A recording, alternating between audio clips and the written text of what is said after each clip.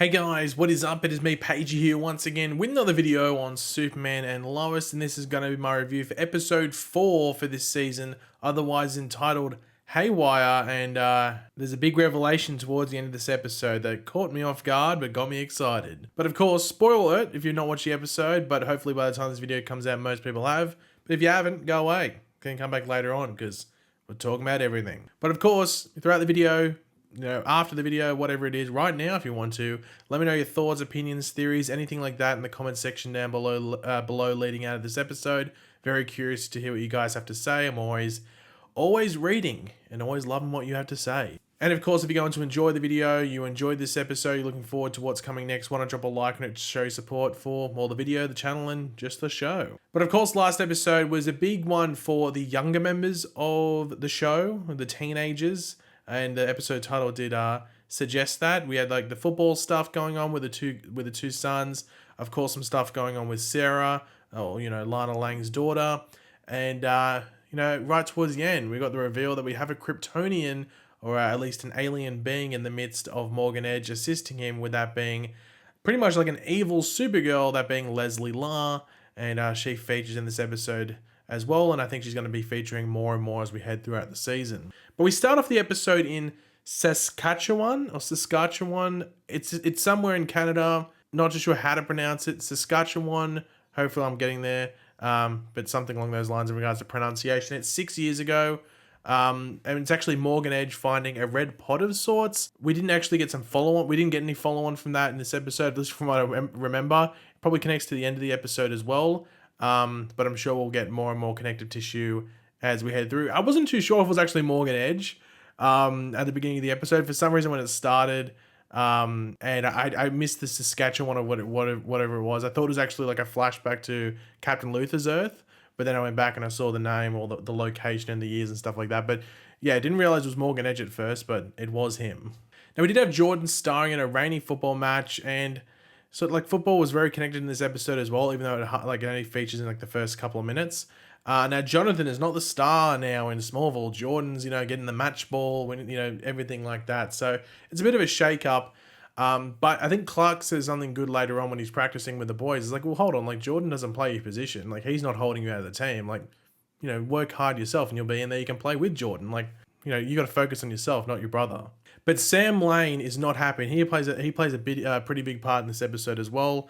He's just not happy about the random rise of Jordan as a footballer. Obviously, it's clearly influenced by powers, and he wants to keep the family under the radar, and he just doesn't trust that that's going to happen, which I can sort of see what Sam's meaning there. It's just like, well, this is all new to them. Can they handle this? So Sam's sticking around for a couple of days, and well, as you would expect, I knew as soon as he was sticking around, it's like, well, it's going to be tense. It's like tension is going to be building over this episode. Now, Morgan Edge had that dinner with the Cushings. Now, Kyle really doesn't feature at all in regards to that specific dinner, but Morgan is just like slithering. I think that's the best way to put it, like slithering like a snake his way into the community, prodding and poking his way into Lana's business, which she isn't pleased about at all, which she later talks to Kyle about, with no real form of sympathy. And I do wonder whether it's going to be Lana getting through to Kyle that gets him to turn away from Morgan Edge, because eventually an important part of the show, funnily enough, is that going to have to be Kyle realizing that Morgan is probably the villain.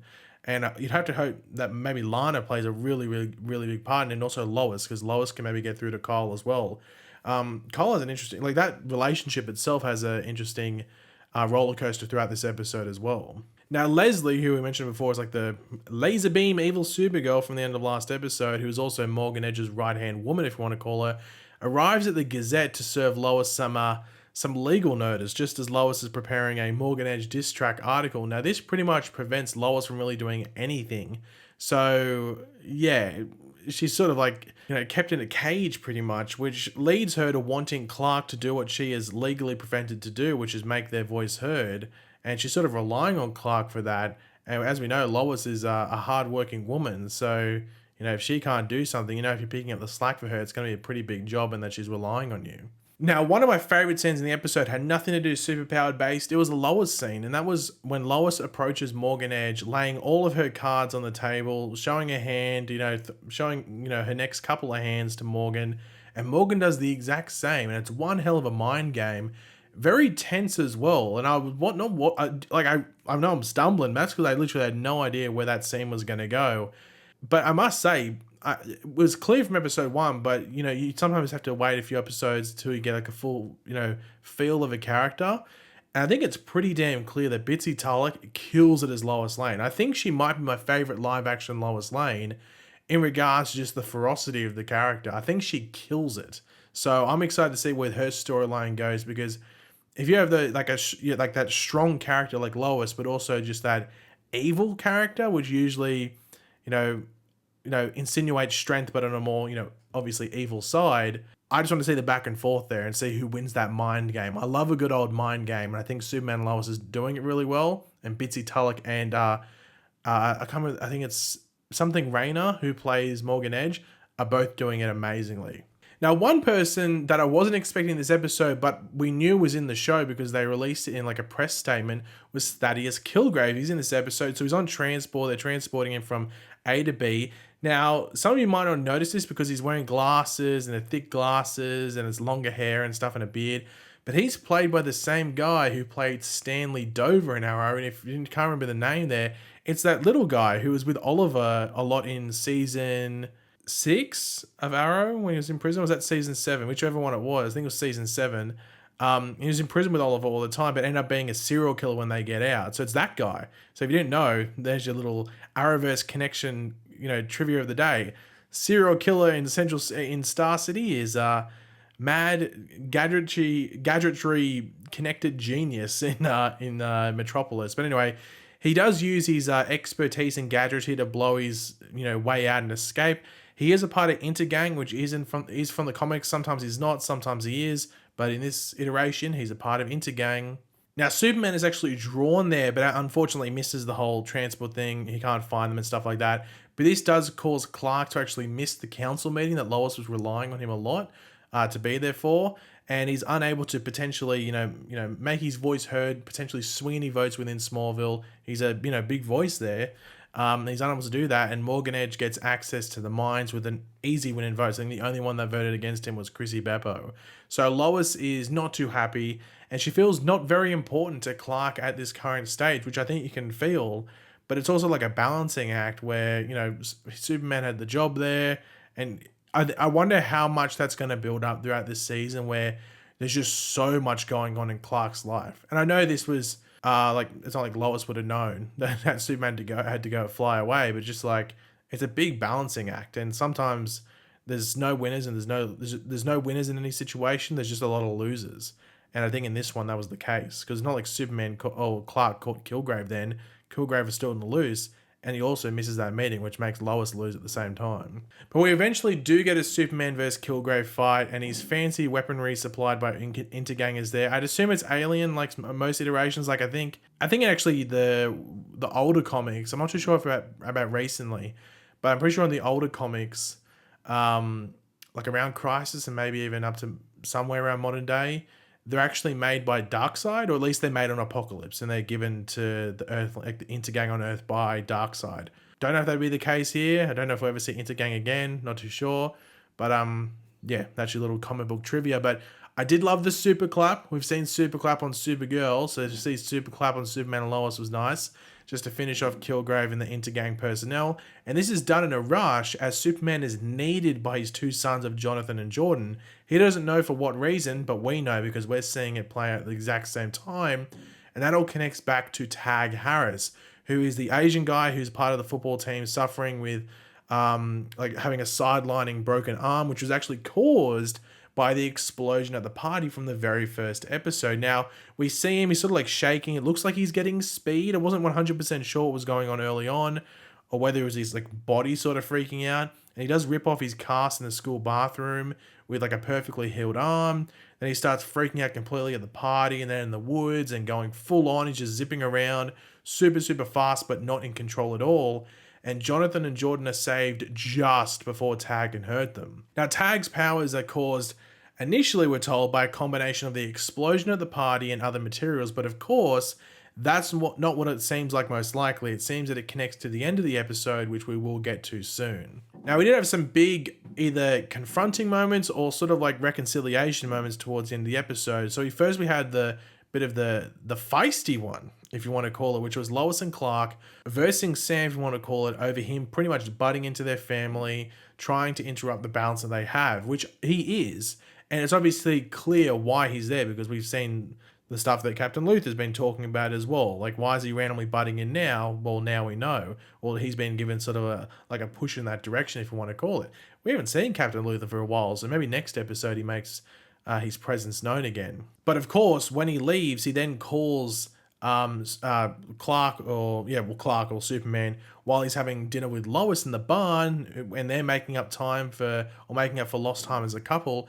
Sam rings him up, sends him elsewhere, but Sam does make a call, and he officially opens Project 7734, which is straight from the comics.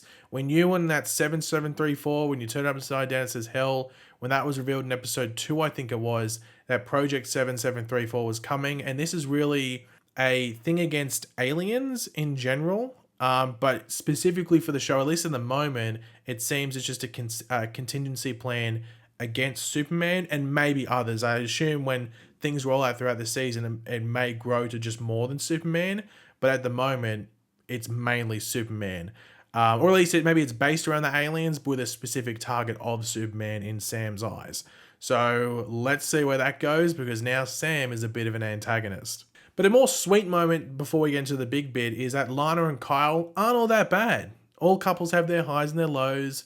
It's all about figuring out a balance, and we see that. So let's see where that relationship goes throughout the rest of the season. But yeah, the big cliffhanger that sets up some almost like ties and almost like some similarities to Smallville, the show, is when Morgan Edge and Leslie Laugh find X-Kryptonite. So not EX as in your ex-girlfriend, but X as in like X-Force. No, yeah, like X-Men, X-Force, stuff like that. So we find X-Kryptonite, which is like a yellowy, orangey color, and that's why he is in Smallville to mine. Now, if you don't know what X-Kryptonite is, it gives non-Kryptonians superpowers. Now, sometimes it's for short amounts, like, temporary amounts, or sometimes it's permanent. It depends on the interpretation of it. I think the majority of the time, if not like the vast amount of times, it's temporary, but it can be full-time depending on the interpretation of it, which this is clear what's happened to Tag, in my opinion. I think because wasn't the party on top of the mines? So when the explosion's gone off, some of that is maybe clipped into him. Maybe it's clipped into others, but you'd have to assume maybe he hit his arm and broke his arm,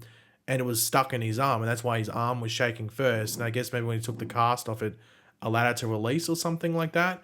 I'd assume it's something along those lines, and we might find out more about that going forward. We know that Tag went off elsewhere to some like superhero school or something, or metahuman school of sorts.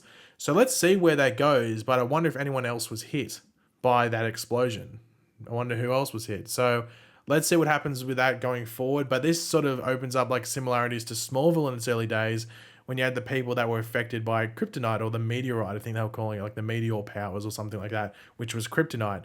So it's very similar in regards to that, but they could do it in a more interesting way because, well, we're in 2021. The budget is bigger. We're not in the year 2000 or whatever it was when Smallville came out. So there's more to play with. But yeah, I think this was a solid episode. I think it was better than, I think all 4 episodes have been great, but I think this was better than last week. And it just sets some stuff up going forward. I'm really intrigued to see where it goes. And it adds some realism to the issues that Superman was going through as well. So can't wait for next week. Next week is the last episode, I'm pretty sure, before they go on that hiatus.